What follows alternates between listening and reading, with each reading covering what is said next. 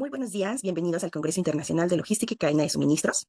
En este video vamos a poder ver el tema de retos para la logística inversa en la conformación de cadenas de suministros circulares, el caso de los residuos de aparatos eléctricos y electrónicos. Las autoras de este trabajo somos la doctora Mayra Elizondo Cortés y su servidora Mariana Hernández González, que en esta ocasión les presento este tema. Muy bien, bueno, pues para poder empezar a hablar sobre los retos que implica para la logística la problemática de este tipo de residuos, es indispensable mencionar algunos datos relacionados con la industria electrónica. Por ejemplo, este primero, donde vemos que se tiene pronosticado un crecimiento anual del 7% a nivel global.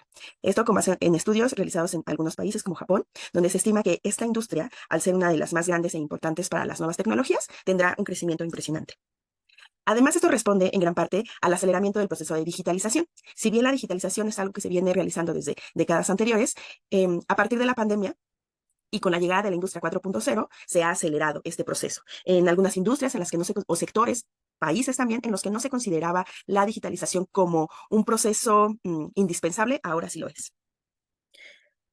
Este crecimiento ha llevado también a que, al haber una mayor inversión en la industria, los productos electrónicos puedan ser más asequibles para diferentes estratos de la población.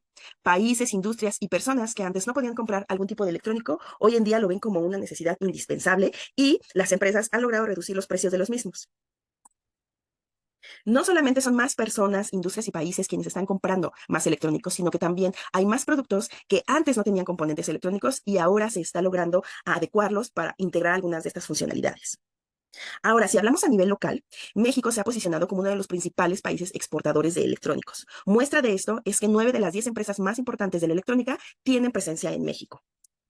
Sin embargo, no podemos dejar de mencionar que el 97% de los componentes que se emplean para la producción de estos electrónicos son importados. Es decir, la actividad que se realiza en México es de diferente índole, es decir, sí tenemos algunas actividades relacionadas con el diseño de electrónicos, pero principalmente se trata del ensamble.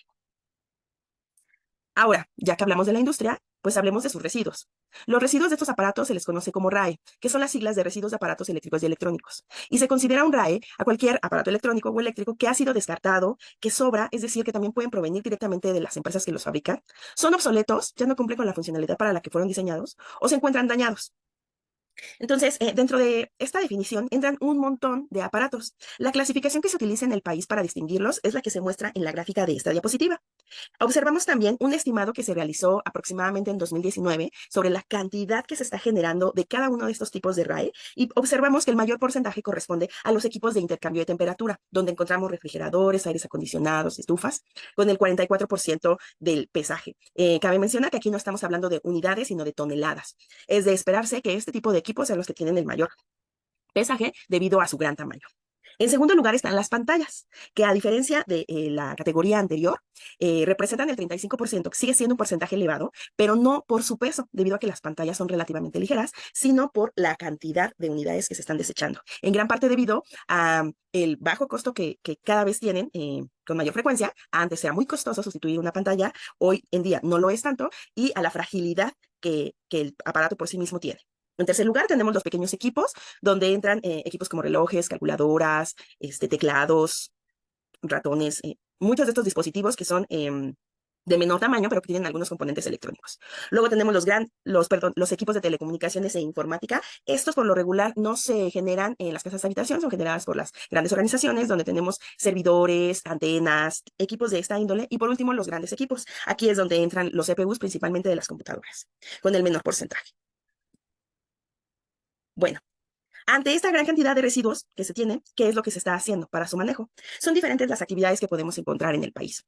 En el país y en general en una gran cantidad de países en diferentes continentes. Una de ellas es que algunas empresas que se dedican a la fabricación de estos dispositivos realizan la recolección a domicilio cuando ésta se solicita en línea, siempre y cuando se tenga un mínimo de residuos a generar. Esto, por supuesto, es una actividad que practican algunas empresas o entidades gubernamentales que tienen un proveedor específico, porque los residuos que recolectan estas empresas fabricantes, pues son evidentemente los que ellas fabrican.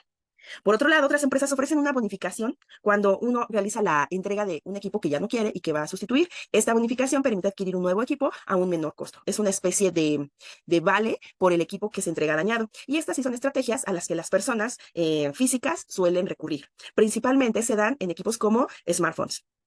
Específicamente en México, una cifra importante es que el reciclaje de estos residuos se realiza aproximadamente al 20%, que significa que de cada 5 cosas que nosotros desechamos como un residuo electrónico, solamente una se recicla.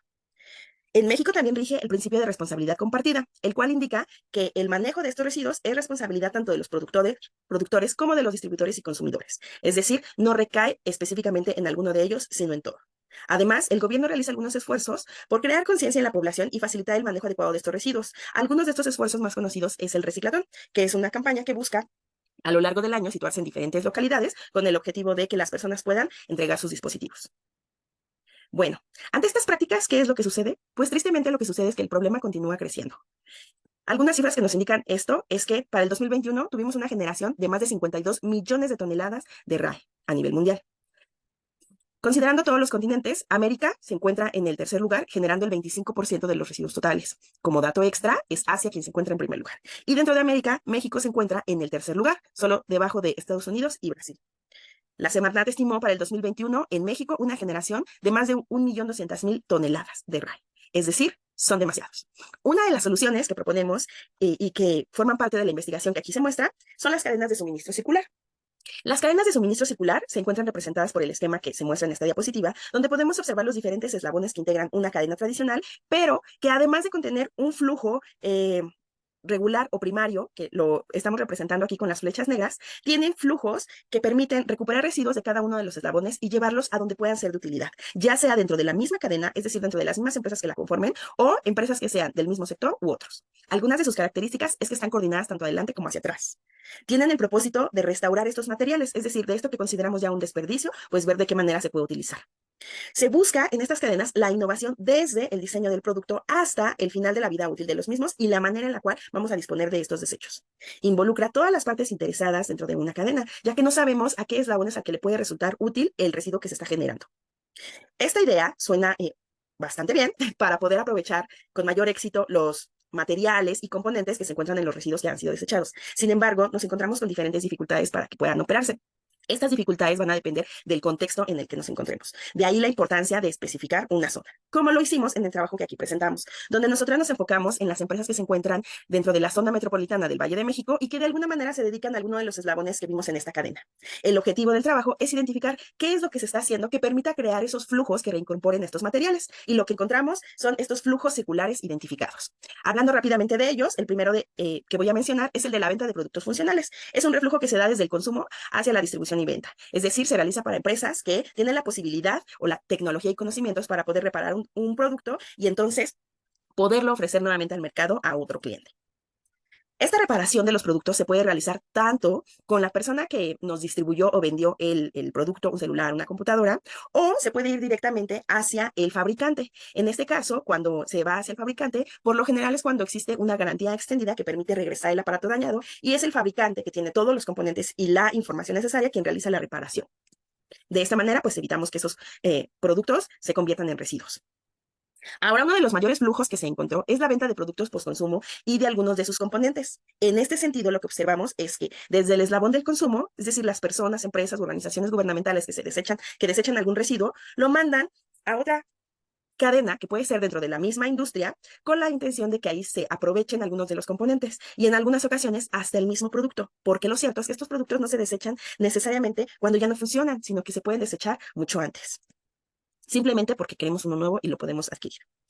Otro de los flujos encontrados es la venta de materiales a otras industrias. Cuando el producto ya no es funcional y los componentes o no funcionan o no sabemos cómo utilizarlos, algunas empresas optan por simplemente aprovechar los materiales. En estos casos, los materiales que se están aprovechando principalmente son los plásticos y algunos metales. Y por último, es muy importante también incluir las actividades que se realizan para hacer una correcta disposición de estos residuos, debido a que por las sustancias que contienen algunos de sus componentes tienen el riesgo de volverse residuos peligrosos. Con esto, digamos que podemos decir que hay ciertas secciones de la cadena de suministro que ya están siendo abordadas de manera circular y son las que se marcan en este esquema. Con las líneas verdes podemos ver los flujos circulares que ya existen y con las líneas negras son también flujos circulares pero que se realizan con mayor frecuencia. Lo que podemos observar y deducir de esta imagen es que aunque sí existen actividades que nos permiten reincorporar residuos o materiales, productos dentro de la misma cadena, la mayoría busca soluciones fuera de la misma. Esto nos habla de un problema de integración, comunicación o colaboración entre los eslabones de una cadena de suministros. Ahora, ¿de qué manera la logística inversa puede impactar en esto? Bueno, con diferentes actividades, por ejemplo, para reducir la incertidumbre en el flujo de retorno, donde la mayor dificultad es dónde podemos encontrar los repuestos para poder hacer la reparación de algunos productos que tengan tal vez una parte dañada, el hecho de que no contábamos con un mercado extenso y que se necesitaba, perdón, información específica para poder hacer la inspección y desmontaje y poder decidir, bueno, qué componentes son los todavía funcionales. Por otro lado, también hay retos en materia de transporte e infraestructura, debido a que los puntos se encuentran muy dispersos y entonces es muy complicado para las empresas que realizan el acopio poder hacer un ruteo eficiente de hacia dónde debemos de dirigirnos para poder tener la mayor cantidad de residuos recolectados. Y por último, la trazabilidad del material. Este es un problema al que se enfrentan prácticamente todas las empresas que hacen uso de residuos para sus procesos productivos, debido a que por las características del residuo que se genera, ya sea en hogares o en oficinas, pero bajo la mentalidad de que es algo inútil, difícilmente podemos aplicar algunas de las estrategias que actualmente tenemos para poder hacer la trazabilidad de los materiales.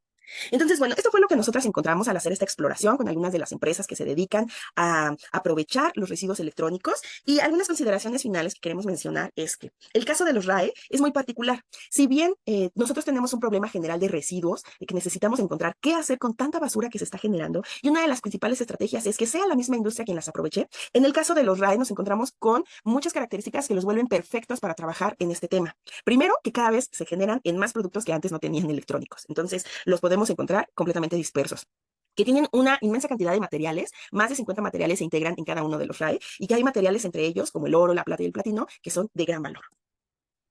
Ahora, estas mismas características los diferencian de otro tipo de residuos, como por ejemplo los plásticos, los cartones, el vidrio, porque la gente que posee RAE, y no solamente las personas, sino también algunas empresas, tienen una reacción diferente hacia ellos y les cuesta más trabajo desprenderse de ellos de la manera en la que lo harían, por ejemplo, con una botella de PET o con una caja de cartón. Se genera una relación, a veces por la información que estos poseen, pero a veces también por el costo en el que se tuvo que incurrir para su adquisición.